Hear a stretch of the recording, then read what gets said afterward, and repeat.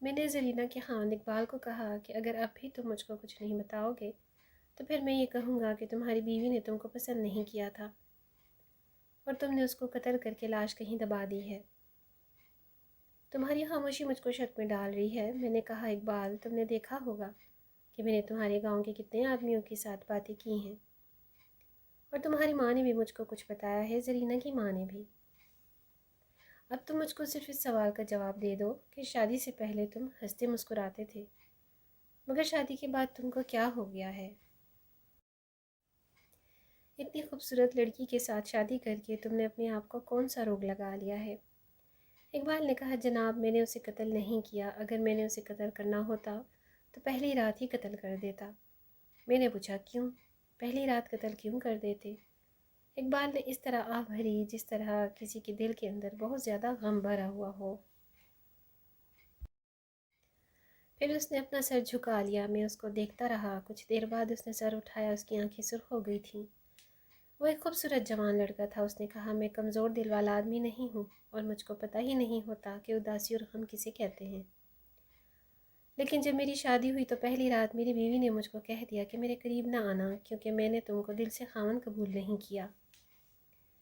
اور اس نے یہ بات ڈرتے ڈرتے یا کسی شرم و حیا کے ساتھ نہیں کی تھی، بلکہ اس نے بڑی دلیری سے مجھ کو ہاتھ سے پیچھے رکنے کو کہا تھا۔ میری بیوی کے متعلق مجھ کو سب نے یہ بتایا تھا کہ تم کو جو دلہن مل رہی ہے وہ اتنی چپ چپ رہتی ہے کہ اس کو گونگی کہتے ہیں، لیکن اس گونگی نے مجھ کو گونگا کر کے رکھ دیا تھا۔ میں پلنگ سے اٹھ کر اس کے سامنے کھڑا ہو گیا۔ جو آدمی اپنے آپ کو شہزادہ سمجھتا ہو اور کہتا ہو کہ اس پر لڑکیاں مرتی ہیں، اسے ایک لڑکی کہہ دے کہ پیچھے رہو، میرے قریب نہ آنا، وہ تو برف کی طرح پگھل کر پانی بن جائے گا یا پھر آگ کا شعلہ بن جائے گا، وہ مر جائے گا یا مار دے گا۔ مجھ کو ایسا لگا کہ میں برف کی طرح پگھل گیا ہوں، میری زبان میں بولنے کی طاقت ہی نہ رہی، اور وہ سمجھی کہ مجھ کو بہت زیادہ غصہ چڑھ گیا ہے۔ تم مرد ہو اور میں ایک کمزور لڑکی ہوں، مجھ کو مارو پیٹو یا مجھ کو قتل کر دو، لیکن میں تمہاری بیوی نہیں بنوں گی۔ زبردستی بیوی بناؤ گے تو میں تمہارا مقابلہ نہیں کر سکوں گی، تم سے لڑائی جھگڑا نہیں کروں گی، لیکن یہ سوچ لو کہ میں تم پر ایسے ایسے الزام لگاؤں گی کہ تم منہ چھپاتے پھرو گے۔ اقبال نے کہا مجھ کو یہ بات معلوم تھی کہ عورت اگر یہ مشہور کر دے کہ میرا آدمی میرے قابل نہیں تو آدمی کا سر جھک جاتا ہے، ویسا ہی میرے ساتھ ہوا۔ میں نے اپنی بیوی کو بہت ساری باتیں کہیں اور اس کو سمجھایا کہ وہ نکاح کے وقت انکار کر دیتی، اب تو وہ میری بیوی بن چکی ہے۔ اس نے کہا میں تمہارے گھر سے بھاگوں گی نہیں بلکہ تمہارے گھر میں ہی رہوں گی، لیکن میاں بیوی والا تعلق نہیں رکھوں گی۔ اس نے اپنے چہرے سے گھونگھٹ اٹھا دیا تھا۔ اگر اس کی شکل و صورت معمولی سی ہوتی تو معلوم نہیں میں کیا کر گزرتا، مگر اس کے حسن کو دیکھ کر مجھ پر ایسا اثر ہوا جس نے مجھ کو زندہ لاش بنا دیا۔ میں نے زرینہ سے کہا کہ میں اتنا بدصورت تو نہیں ہوں جو تم مجھ سے اتنی نفرت کر رہی ہو۔ اس نے کہا تم سے کس نے کہا میں تم سے نفرت کرتی ہوں؟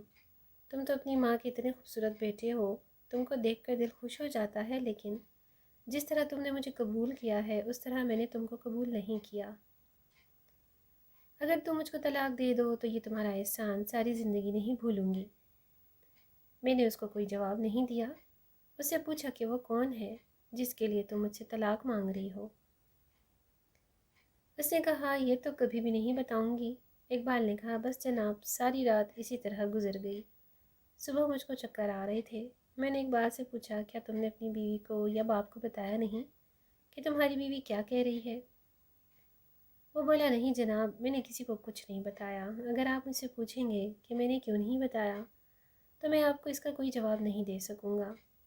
بس یہ سمجھ لیں ایسا معلوم ہوتا تھا کہ اس لڑکی نے مجھ پر پہلے سے ہی کوئی تعویذ یا ٹونا کیا ہوا تھا۔ آپ سارے گاؤں سے پوچھ لیں میں کتنا دلیر آدمی ہوں، لیکن اس لڑکی کے آگے میری ساری دلیری جواب دے گئی۔ مجھ کو میرے دوست مذاق میں کچھ نہ کچھ کہتے تھے اور پوچھتے تھے کہ پہلی رات کس طرح گزاری۔ میں نے بمشکل صرف یہی کہا تھا کہ اچھی گزری ہے۔ اقبال نے کہا جناب آپ کو تو معلوم ہوگا کہ تعویذ اور ٹونا کیا ہوتا ہے۔ عامل لوگ ہوتے ہیں جن کے ہاتھ میں کچھ علم وغیرہ ہوتا ہے، کسی عامل کے پاس الٹا علم بھی ہوتا ہے۔ کچھ ایسے لوگ بھی ہیں جو اس علم کو نہیں مانتے، زیادہ تر لوگ اس علم کو اپنے دشمنوں کے خلاف استعمال کرتے ہیں۔ اقبال کو یہ یقین تھا کہ اس کی دلہن زرینہ نے اس کے پاس آنے سے پہلے اس پر کالے علم کی تعویذ کرا لیے تھے۔ اور یہ یقین اس کو اس لیے تھا کہ وہ اتنا خوبصورت اور دلیر جوان ہے، مگر ایک لڑکی کے آگے وہ برف کی طرح پگھل گیا تھا۔ اس کے دماغ میں زرینہ کے خلاف کوئی کارروائی آتی ہی نہیں تھی۔ اقبال جب مجھے بیان دے رہا تھا تو میں بے صبری سے انتظار کر رہا تھا کہ وہ آخر میں کہے گا کہ اس نے زرینہ کو قتل کر دیا ہے، یا یہ کہے گا کہ اس نے زرینہ کو گھر سے نکال دیا ہے، اور وہ اگر اپنے ماں باپ کے پاس نہیں گئی تو فلاں آدمی کے پاس اس لیے چلی گئی ہوگی کہ وہ اس کو چاہتی تھی۔ مگر اقبال تو پہلے ہی بتا چکا تھا کہ اس نے زرینہ کو قتل نہیں کیا۔ میں نے اقبال سے کہا، تم مجھ کو یہ بتاؤ کہ کیا تم کو معلوم ہے کہ وہ کس کو چاہتی تھی؟ اقبال نے بتایا کہ اس نے یہ معلوم کرنے کی بہت کوشش کی تھی، لیکن اس کو پتہ نہیں چلا۔ اس نے زرینہ سے پوچھا بھی تھا، مگر اس نے نہیں بتایا۔ زرینہ کے گھر والے اور گاؤں والے اس کو شریف، نیک اور خاموش رہنے والی لڑکی سمجھتے تھے۔ میں نے اقبال سے کہا، کیا اس 1 مہینے میں کبھی ایسا ہوا کہ زرینہ رات کو اٹھ کر چل پڑی ہو اور ویسے ہی صحن میں چکر لگا رہی ہو، واپس بستر پر آ گئی ہو؟ اقبال نے ذرا سوچ کر بتایا کہ نہیں جناب، ایسا تو نہیں ہوا۔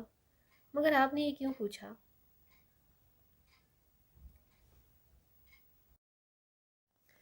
میں نے اقبال کو ٹال دیا، کیونکہ ابھی خود میرے دماغ میں بھی یہ بات صاف نہیں تھی کہ لڑکی کے لاپتہ ہونے کا تعلق اس کی اس بیماری کے ساتھ تھا کہ وہ نیند میں چلتی تھی۔ میں نے اقبال سے کہا، تم نے زرینہ کے خلاف کوئی نہ کوئی کارروائی تو ضرور کی ہوگی۔ اقبال نے کہا، جناب یہ تو ایک روگ تھا جو مجھ کو لگ گیا تھا۔ میں تو کسی کو بتاتے ہوئے بھی شرماتا تھا۔ میں نے زرینہ پر کوئی زبردستی نہیں کی تھی۔ شادی کو 6-7 روز گزرے تو میں اپنے پیر صاحب کے پاس چلا گیا اور ان کے قدموں میں سر رکھ کر بہت رویا، اور پیر صاحب کو بتایا کہ میری بیوی کے دل پر کسی اور کا قبضہ ہے، وہ مجھ کو اپنا خاوند نہیں بناتی۔ اور میں نے ان کو یہ بھی بتایا کہ اس لڑکی نے میرے اوپر تعویذ کرا دیے ہیں، میں اس لڑکی کے سامنے بول بھی نہیں سکتا۔ پیر صاحب نے مجھ کو کہا کہ تم اپنی دلہن کو میرے پاس لے کر آؤ، میں اس کو تمہاری بیوی بنا دوں گا اور وہ تجھ کو اپنا خاوند تسلیم کر لے گی۔ اقبال نے مجھے بتایا کہ پیر صاحب نے جب اس کو کہا کہ وہ اپنی دلہن کو میرے پاس لے آئے تو اس نے اپنے پیر سے کہا، پیر دستگیر، وہ آپ کے پاس کبھی بھی نہیں آئے گی۔ وہ سمجھ جائے گی کہ میں اس کے دل کو کسی دوسرے کے قبضے سے نکال کر اپنے قبضے میں کرنا چاہتا ہوں، اور اس لیے اسے پیر صاحب کے پاس لے جانا چاہتا ہوں۔ پیر نے اقبال سے کہا، ٹھیک ہے، تم اسے یہاں مت لاؤ، میں خود تمہارے گھر آ جاؤں گا۔ اقبال نے کہا، پھر اسی شام پیر صاحب ہمارے گھر آ گئے۔ میں انہیں دیکھ کر حیران ہو گیا کہ میری تو قسمت جاگ پڑی تھی کہ پیر و مرشد خود چل کر میرے گھر آئے تھے۔ انہوں نے زرینہ کو پتہ نہ چلنے دیا کہ وہ اس کا دماغ درست کرنے آئے ہیں۔ انہوں نے زرینہ کے سر پر ہاتھ پھیر کر اس کو کچھ روپے سلامی دی اور کچھ کہا کہ میں ایک چلا کر رہا تھا، اس لیے مبارک اور سلامی دینے اتنے دنوں کے بعد آیا ہوں۔ پھر پیر صاحب نے کچھ پڑھا اور زرینہ کے سارے جسم پر پھونک ماری، پھر منہ زرینہ کے منہ کے قریب لائے جا کر اس کی آنکھوں میں دیکھا اور زرینہ سے کہا کہ مجھے تمہاری آنکھوں میں تمہارے دشمن کا سایہ نظر آ رہا ہے۔ زرینہ کچھ نہیں بولی۔ پیر صاحب نے ایک تعویذ لکھا اور پانی میں گھول کر زرینہ کو پلا دیا۔ زرینہ کو پیر صاحب نے بہت ڈرایا کہ یہ سایہ خطرناک ہوتا ہے۔ پھر پیر صاحب زرینہ کے سر پر ہاتھ پھیر کر چلے گئے۔ رات کو زرینہ نے مجھ کو کہا کہ پیر صاحب کو اگر تم نے بلایا تھا تو ان کا کوئی بھی تعویذ میرے اوپر اثر نہیں کرے گا۔ میں نے زرینہ کو کہا کہ پیر صاحب کو میں نے نہیں بلایا اور نہ ان کے ساتھ میری کوئی بات چیت ہوئی ہے۔